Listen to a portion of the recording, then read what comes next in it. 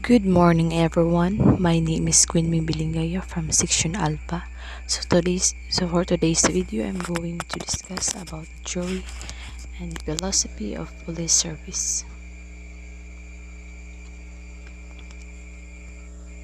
PNP Mandate Republic Act 6975 entitled An Act establishing the Philippine National Police under a reorganized Department of the Interior and Local Government and other purposes as amended by RA 8551, Philippine National Police Reform and Reorganization Act of 1998 and further amended by RA 9708. So there are two. The first one is PNP Sale, Meaning and Symbolism. So sa PNP Sale, Meaning and Symbolism, naa siya si Sun. So, si Sun, Shield, Service, Honor and Justice. 3 stars, Lapu-Lapu, Laurel. So Lapu-Lapu is the symbol and embodiment of all the genuine leadership attributes, courage, nationalism, self-reliance, and a people-based and people-powered community defense. Laurel. So, green laurel with 14 leaves symbolize the 14 regional commands. It is also a symbol of the honor, dignity, and the privilege of being a member of a noble organization. Shield.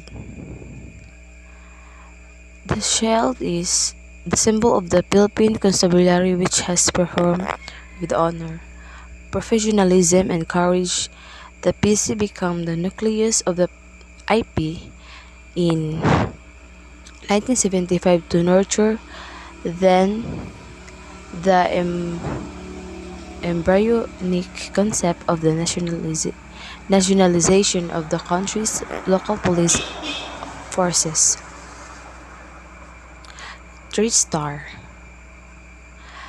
So, mo na siya ang sa Luzon, Visayas, Mindanao, and the 107 Island and the territorial integrity. So, makita ninyo di si Sun. So, si Sun is nag-symbolize siya sa the flowering, maturing, and ultimate realization of the glorious evolution of the PC and INP. So, into a national police organization, national in scope and civilian in character. The next is the PNP badge, meaning and symbolism. So, the first one is the PNP monkey eating an eagle, the national eagle bird. So, makita nato di sa taas. So, this is the symbol of swiftness and the ferocity, power, courage, and immorality.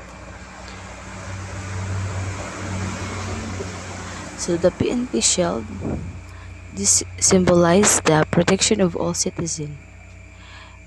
The 3-star, so this stand for Luzon, Visayas, and Mindanao.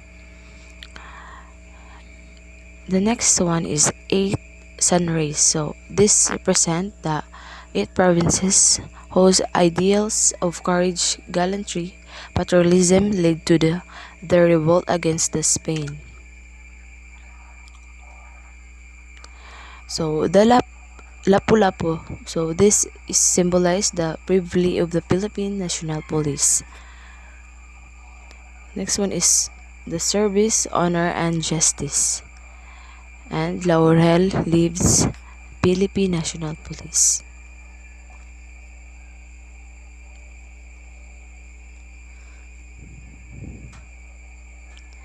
Next is philosophy of the PNP service. So naay tulo.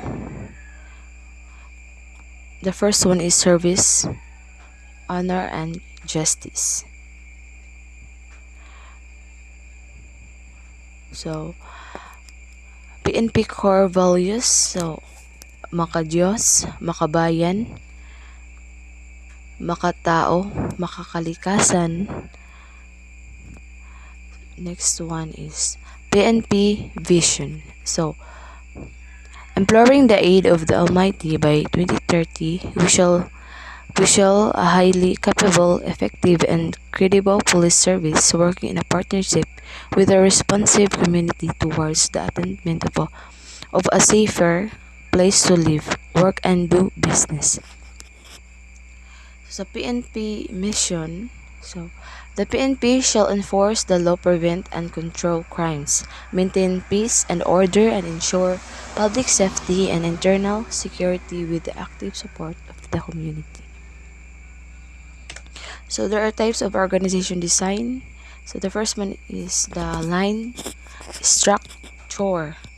So ang line structure is the authority within the organization flows from top to bottom, and there are no specialized or supportive services.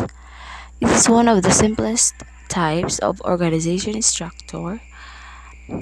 So ang benefits niya is providing clearly defined responsibilities and lines of authority, and adapting easily to changing condition or situation. The next one is line and staff function, and the last is functional structure. So functional structure. So the organization is divided into groups by roles, responsibilities, or specialties.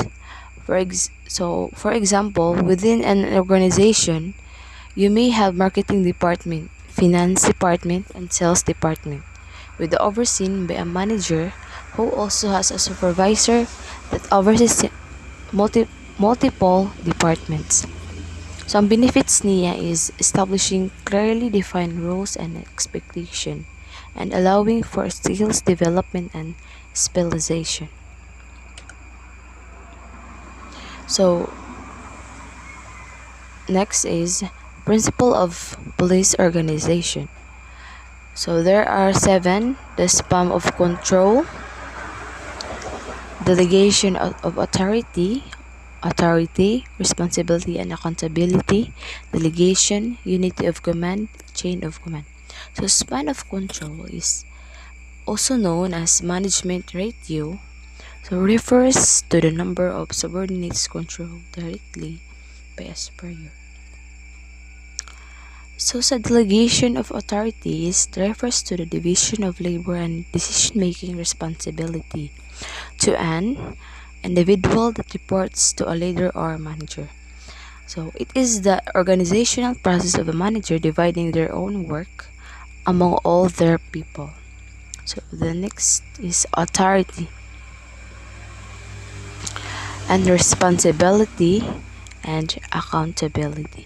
Accountability is literally the ability and or duty to report or to give of on event, tasks, and experiences.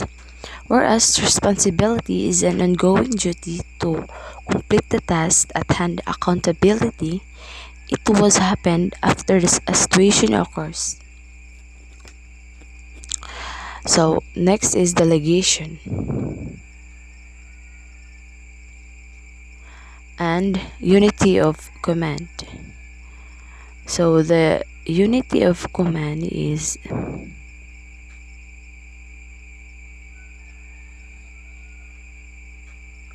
the under the principle of war.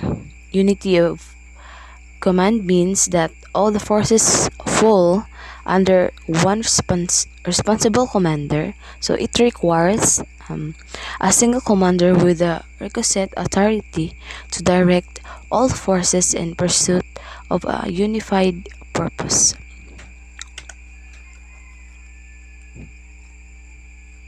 So PNP support units administrative and operational units, with each headed by a director with a rank of chief superintendent.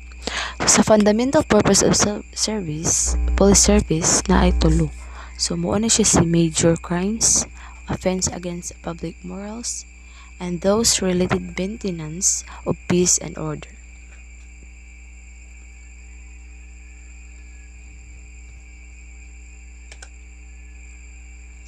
So, the next is fundamental theories of police service.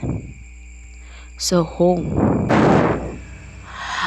Police are considered servants of the community, effectiveness of the policemen, and their function of express wishes of the people.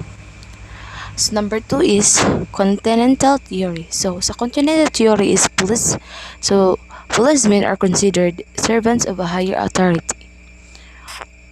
Ordinary people have little or no share in all of the police duties, nor have any direct connection with the police function. So this theory is applied in a country that have centralized government like France, Italy, and Spain. So, concept of police service. So there are two. The first one is old concept.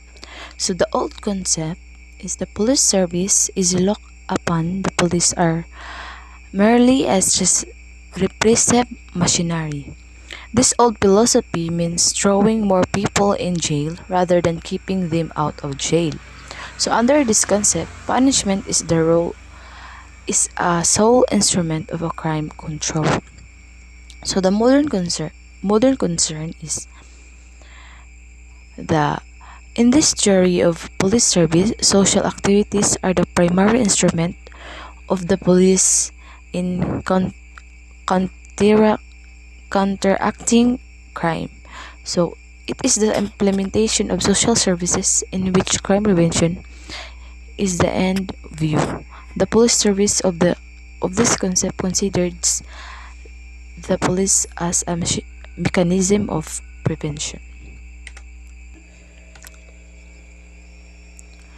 Next is nature of a policeman. So, lawyer, clergyman, social workers, army sergeant, and saint.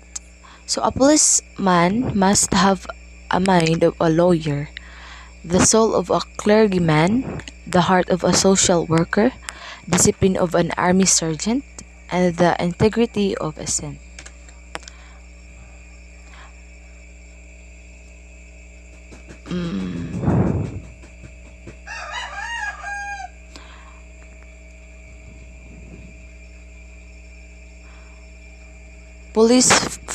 Police organizational unit. So function. Units, the components of the police organization designed to work or perform a specific task. So there are four. So the first one is the bureau, division, section, and unit. Fundamental theories of police service. So, naa si major crimes, offense against public moral, and those relative to maintenance of peace and order. Traditional organizational theories, theory of organization by Luther Goldig. So, si Luther Goldig is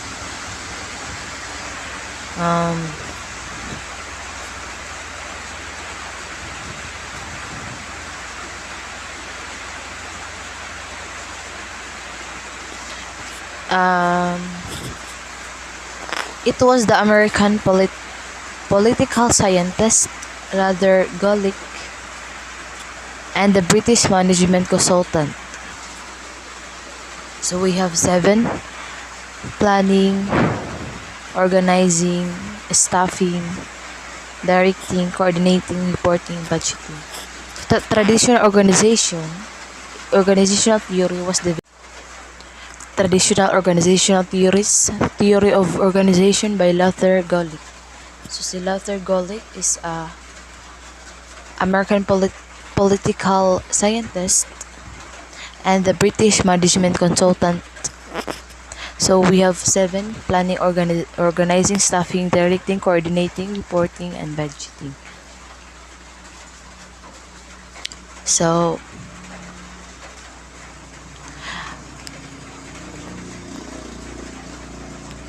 managerial duties can be broken down to serve one of the following function. So mao na to si planning, organizing, staffing, controlling, and so on. So unfortunately, this type of organizational structure gives little credit to the human skills and motivations to the productive in the workforce. So Bureau of Management by Max Weber.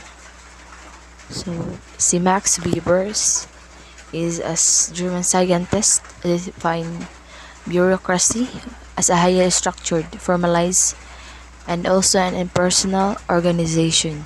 He also instituted the belief that an organization must have a defined hierarchical structure and clear rules, regulations, and lines of authority which govern it.